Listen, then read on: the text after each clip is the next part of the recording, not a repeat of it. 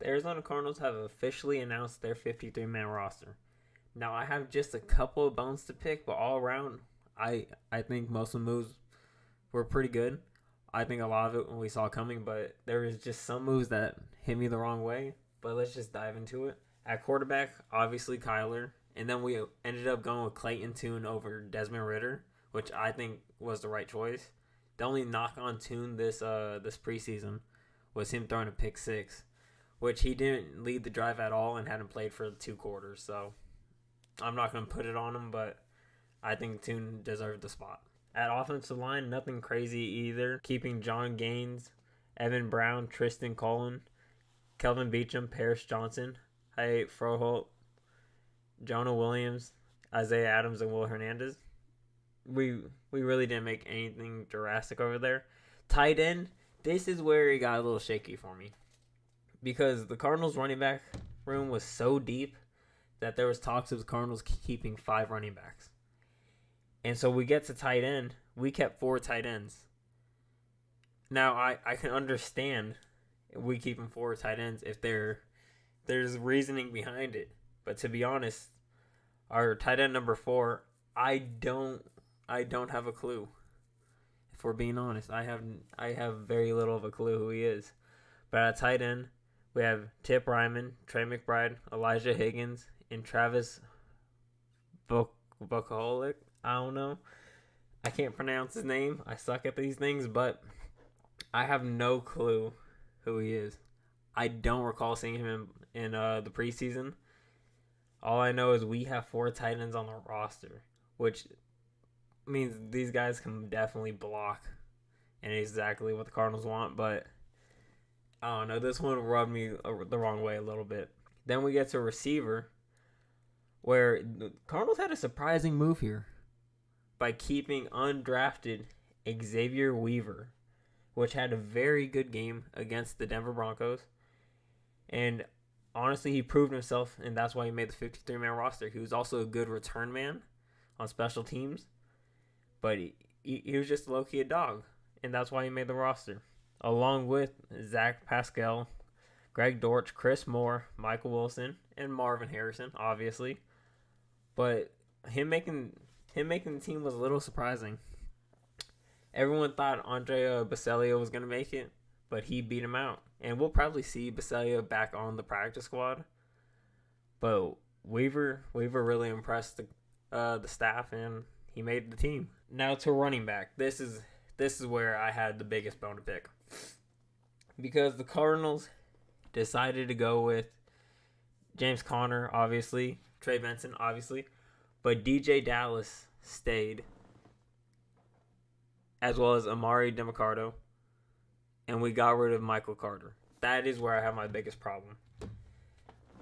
Because obviously DJ Dallas, he has the return upside, but I don't really know if he has that actual running back capability upside. Now, DeMarcado was really good at stopping the blitz. He's a very good pass protection blocker, especially for a running back. And we've seen some glimpses of him just pop off a little bit.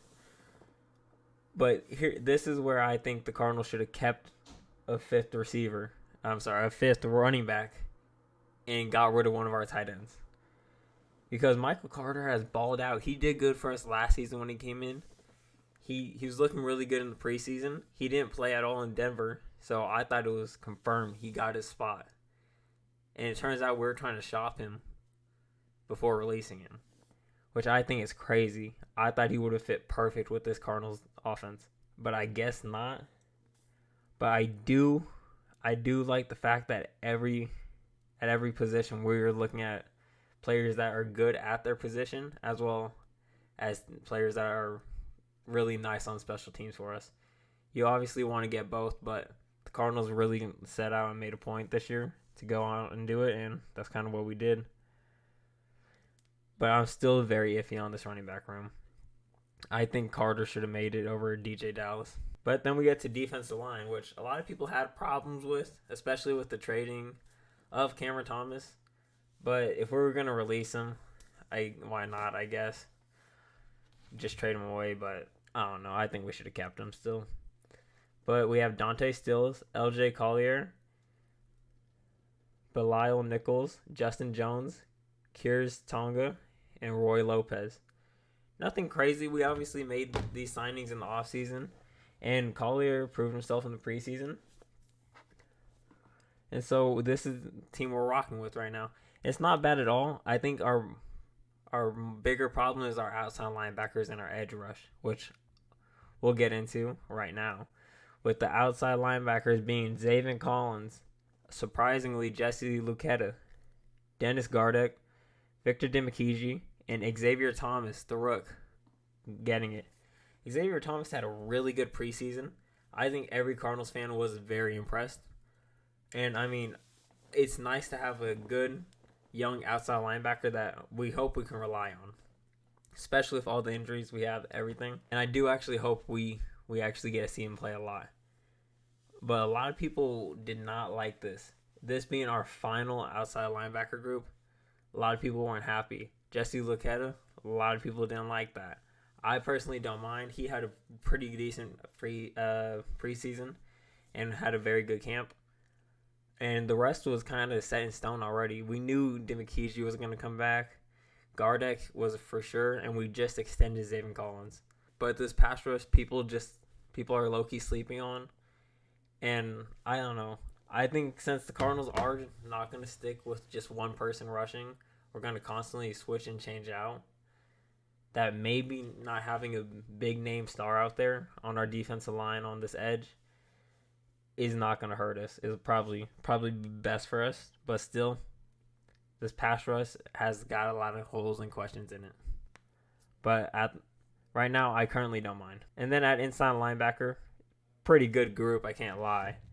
We have Mack Wilson, Kazir White, and Owen Peppo. That's a really solid group.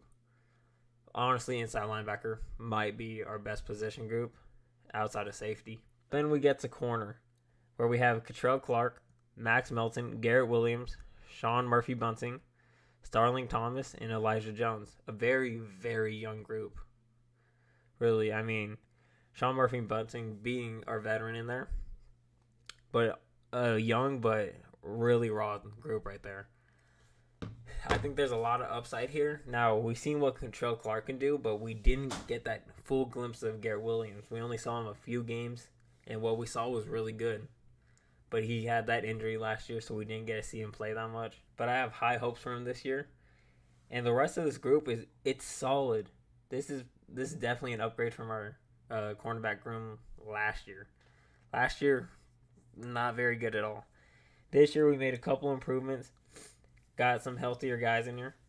And I think this will end up being a really solid. I don't want to saying top 20 doesn't sound that good. But to be honest, when you're a Cardinals fan, after Patrick Peterson, top 20 for cornerbacks is pretty good for us. So I think we're going to be top 20 with corners. But I digress. Safeties. Buda Baker, obviously, dog. Then we have Darren Hall, Joey Blunt, Jalen Thompson, and I love how they put Rabbit Taylor Demerson. I'm really excited for Dadger and Taylor Demerson. I really have high expectations, and to be honest, I feel like he might be Buda's replacement. Buda's on a contract year. I feel like if we really like what we see from him, he's going to be Buda's replacement. Even though I don't want Buda to go, but this is a really, really good safety room. Honestly, I said it. It's hands down our best room on this team. Our safeties are unmatched, and I really, really like this group. We already know they're going to ball out. There's no question about it. Jalen Thompson, Buda, great, and like I said, the Rabbit. Watch out for him. He's gonna be sneaky, but that was a great draft pick by Monty. And last but not least, we're gonna get into special teams, which it's pretty simple. Matt Prater, Blake Gilligan. Blake Gilligan's got a leg. He's got a leg. In preseason, he balled out. I know it's weird talking about a punter like this, but he's a dog. I didn't know last year he came in. I was unfamiliar with game. He put me on. He was really good. I have extremely high hopes, and that's weird because, like I said, he is a punter, but I have extremely high hopes for him. When he's hitting 70-yard punts, you can't be mad. And then last but not least, Aaron Brewer, a long snapper. And yeah, like I said, I really, really like this, okay? Just for the tight end and running backs is where I have my problem. Just because I do think the Cardinals could have kept Michael Carter, and I think our tight end 4 could have made it off waivers if we really wanted him that bad. And risking Carter, where, well, let's be honest, he's probably going to get signed before he makes it off waivers. So, I don't know. Just thinking about it from a practice squad aspect, I think we should have went the other way. But all in all, this is pretty solid. In my opinion, which still sounds crazy, this is a wild card team. I know a lot of people are going to disagree with that. I know some people think I'm just high hopes, but this is a wild card team. This is also the last notch. This is it. This is our final form. And all that's left is week 1. Nothing else crazy is going to happen. Only thing that is left is for the Cardinals to go out in Buffalo to play the Bills. And I'm ready. It's been a long offseason, but we're finally here. One more step, and we're back, week 1. But that's going to be the video. Let me know down below your guys' thoughts on this 53-man roster. And be sure to hit that like and sub button. And with that being said, I'll see you on the next one.